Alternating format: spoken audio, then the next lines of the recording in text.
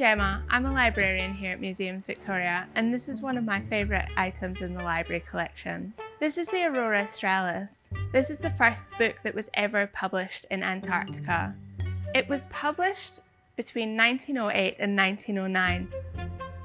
Ernest Shackleton and his crew actually took a printing press with them to the Antarctic, and one of the really special things about this is that it's bound in venesta, which is a primitive sort of plywood, and what they did was they used the only material that they had available to them, which was the packing cases from their food.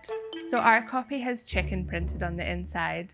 And there were only around 100 copies ever produced, which makes it very rare. And those are the reasons that this is my favourite item in the library collection.